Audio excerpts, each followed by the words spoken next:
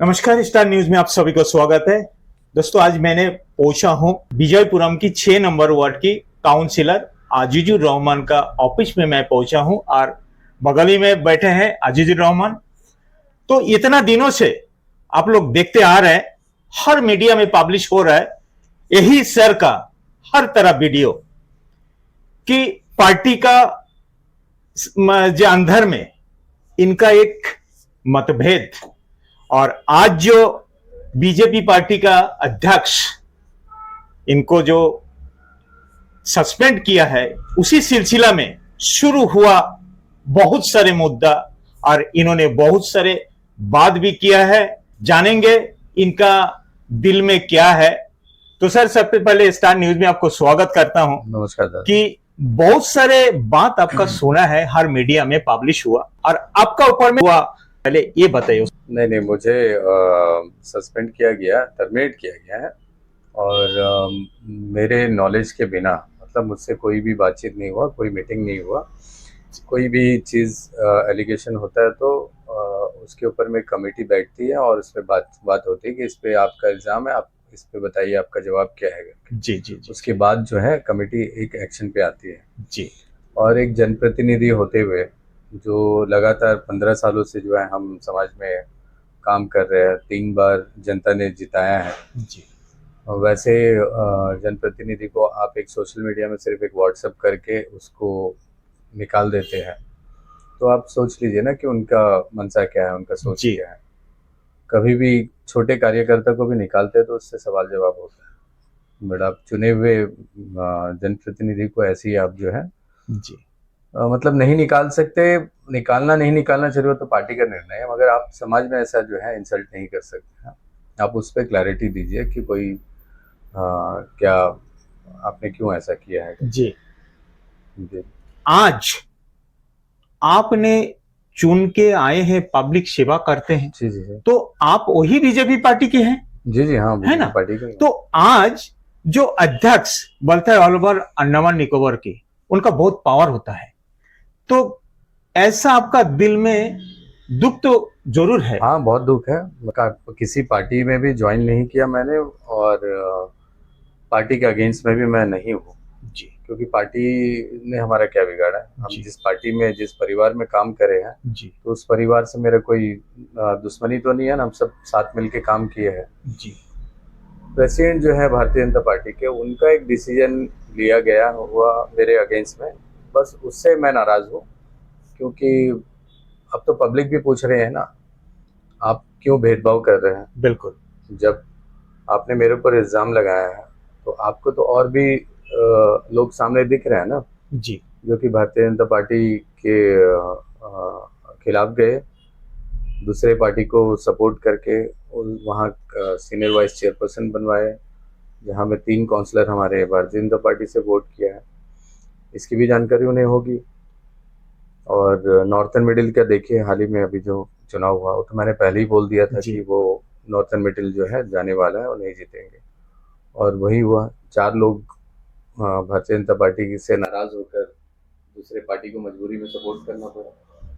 तो इससे साफ पता चलता है कि नॉर्थन मिडिल तो गया, क्योंकि नॉर्थन मिडिल ही एक ऐसा जगह है राजनीति में, अगर नॉर्थन मिडिल के लोगों को आप खुश नहीं रख सके तो राजनीति करना भी आपको मुश्किल। अभी सर एक चीज हमेशा देखते आ रहे हैं कि जितना भी एमपी बनता है अंडमान निकोबार में, नॉर्थ मिडिल का ऊपर में ही जीतता है ना? ये तो मानेंगे। तो इशारा तो यही आता है कि म्यूनिसिपल चले गया कांग्रेस में, और नॉर्थ मिडिल का जो अध्यक्ष बना वो भी गया।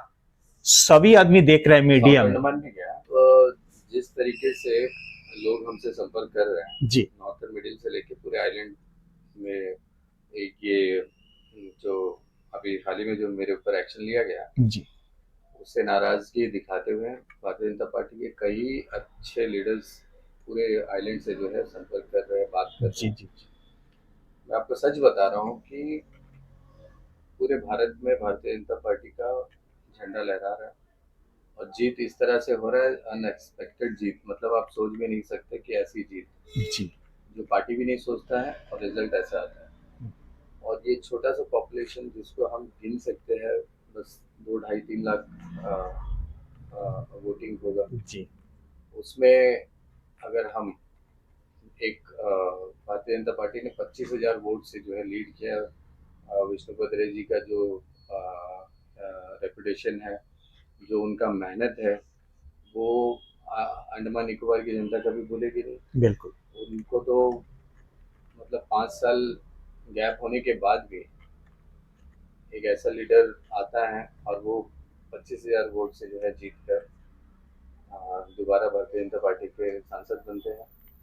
बनने के तुरंत ही बाद आप देखिए कि हम म्यूनिसिपल हारते हैं, हम जिला हारते हैं, हम नॉर्थन मिडिल साउथ अंडमान जिला परिषद, नॉर्थन मिडिल जिला परिषद ये हार चुके हैं। हम बचा हमारे पास एक एमपी सीट, वो सिर्फ विष्णुपद रे जी है, इसलिए भारतीय जनता पार्टी का सर ऊंचा है। नहीं तो इस प्रेसिडेंट के कारण मैं बता रहा हूँ कि भारतीय जनता पार्टी बहुत पीछे जा रहा है। और मैं बता रहा हूँ कि नॉर्थन मिडिल नहीं, कहीं से भी आगे आने वाला चुनाव में, पंचायती चुनाव में, मुझे नहीं लग रहा है कि म्यूनिसिपल तो इम्पॉसिबल है भारतीय जनता पार्टी को, जिस तरीके से अभी चल रहा है तो जीतना बहुत मुश्किल है। 2-4 सीट आ गया तो आ गया, नहीं तो आपको सीट नहीं मिलेगा। ये तो अपने सिटी का रिकॉर्ड है। नॉर्थन मिडिल में आपके 15 पंचायत है, मैं बोल रहा हूँ 15 पंचायत में भी आपको 3-4 सीट आ गया तो बहुत बड़ी बात है, बाकी जो है आपको आना वहां से बहुत मुश्किल है। और ये किसके लीडरशिप में हो रहा है आप अच्छे से जानते हैं, अब पूरा पोर्टल भी जानता है। और क्यों क्यों ऐसा लीडर जो है, क्यों ऐसे इंसान से लोग नाराज हो रहे हैं, क्योंकि आप कहीं ना कहीं आप जो है पब्लिक से कनेक्ट नहीं है। अपने पीआरआई मेंबर्स और अपने सोशल वर्कर जो भी भारतीय जनता पार्टी के जो भी पूरे पंचायत में काम करते हैं वो आपसे नाराज है। ये रिजल्ट जो है इसीलिए ऐसा है। अभी एक बात बताइए सर कि पहले विशाल जी प्रेसिडेंट था, आपका बैरागी जी प्रेसिडेंट था, और आज तिवारी जी। तो अभी ये तीनों में से सबसे अच्छा प्रेसिडेंट कौन था, और अब कौन प्रेसिडेंट का टाइम में आप यही पार्टी में आया था, ये थोड़ा बताइए। अरे मैं विशाल जी जब अध्यक्ष थे भारतीय जनता पार्टी के, और वो तब मैं जो है तेलुगु देशम पार्टी से भारतीय जनता पार्टी में शामिल हुआ। और लगातार उसके बाद अजय बैरागी जी भारतीय जनता पार्टी के अध्यक्ष बने, प्रदेश अध्यक्ष, उनके साथ भी काम किया मैंने। तो दोनों ही मुझे बहुत अच्छे लगे। अच्छा, ठीक है, दोनों का काम करने का तरीका। उससे पहले भी मेरे भारतीय जनता पार्टी में लीडर थे, हमारे प्रेसिडेंट भी थे आर मोहन जी, जिनका जो अभी इस दुनिया में नहीं रहे, उनसे भी बहुत अच्छा रिलेशन था हमारा। अच्छे इंसान थे वो भी। मतलब अब तक मैंने जितने भी लीडर्स को देखा है राजनीति में, तो मुझे अच्छे लगे और काम करने वाले लोग हैं। और यहाँ पे मुझे लग रहा है कि ये भारतीय जनता पार्टी का ग्राउंड लेवल पे काम नहीं हो रहा है। ये नॉर्थन मिडिल और पूरे पोर्ट ब्लेयर का लोगों का भारतीय जनता पार्टी के अंदर में नाराजगी पूरा दिख रहा है। आप कितने भी कोशिश कर लो जी, आप झंडा उठा के, वो नकली झंडा उठाना और असली झंडा उठाने में दोनों में फर्क है। जो असली लीडर है वो अभी नहीं है पार्टी में। असली लीडर का जरूरत है पार्टी में, जो गली गली लोगों से संपर्क में आए और उनसे, क्योंकि आप जो है देखिए भारतीय जनता पार्टी का ऑफिस जो है बन गया, बहुत अच्छी बात है जी, नया रेनोवेशन हुआ है, नई गाड़ी भी आई है फॉर्चूनर। जबकि नया प्रेसिडेंट बना है, तो जब अजय बैरागी जी थे तो हमारे 3 डिस्ट्रिक्ट को 3 गाड़ियां मिली थी, बोलेरो जी, बोलेरो मिली थी। और वो भी नई गाड़ी अभी नहीं है, अभी भी पार्टी ऑफिस आती है। तो ये 2-2.5 साल पहले ये नहीं, मेरे ख्याल से हाँ, ये एमपी इलेक्शन से पहले गाड़ी आई थी। तो कोई भी गाड़ी जो है पुराना होता है तो उसको 15 साल लगता है जी, तभी पार्टी जो है कोई नई गाड़ी देती है। तो आप सोच लो कि एक अध्यक्ष नए आए और उनको आते ही जो है उनको 10 महीने हो गए जब उनको फॉर्चूनर गिफ्ट मिला है पार्टी की तरफ से। मतलब उनका काम करने का कभी भी इनाम क्या कैसे मिलता है, जब आप मेहनत करते हैं, काम करते हैं, पार्टी को आगे लेकर जाते हैं, तब आपको इनाम मिलता है। जी, यहाँ तो आपने कुछ काम शुरू भी नहीं किया और आपको इनाम पहले मिल गया, और रिजल्ट हमारा इस तरह से आ रहा है। फिर आप पार्टी में इनाम के भी हकदार है, तो आप जी, सोच जी, लीजिए कि ये इनाम किस लिए दिया जा रहा है। जी, जी। पार्टी मतलब डूब रहा है, मैं बता रहा हूँ। अभी अभी मान लीजिए, अभी इसी तरह पार्टी का काम इसी तरह चलेगा तो आगे आपने जैसा बताया कि अभी और भी घटेगा। तो अभी आपको लगता है कि पंचायत इलेक्शन आ रहा है, म्यूनिसिपल तो पहले ही होगा, जी, जी। अभी ने बताया, तो कहीं ना कहीं इशारा तो यही आता है दूसरा पार्टी का फायदा हो। 2027 में दूसरा पार्टी का ही फायदा होगा।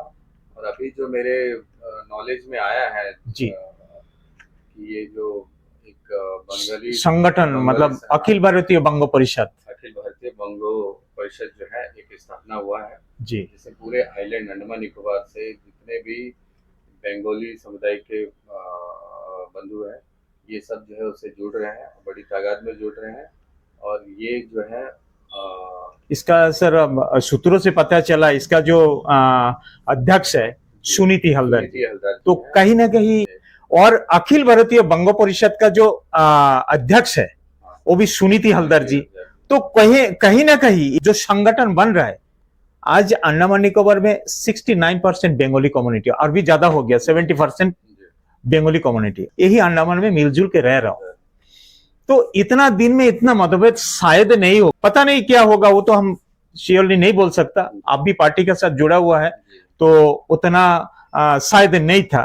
तो आज जिस तरह भेदभाव हो रहा है, बात बोल रहा हूं एक अंदाजी से। नहीं, ये जो अखिल भारतीय बंग परिषद जो बन रहा है जी, इससे ही आप इशारा समझ लो कि कहीं ना कहीं बंगाली समुदाय जो है भारतीय जनता पार्टी में बहुत नाराज है जी, इनके लीडरशिप में। जी, क्योंकि कहीं ना कहीं से ये कनेक्ट नहीं हो पा रहे हैं उनसे और उनको खुश नहीं कर पा रहे हैं, तो और उनका नुकसान बहुत ज़्यादा हो रहा है पंचायती राज में।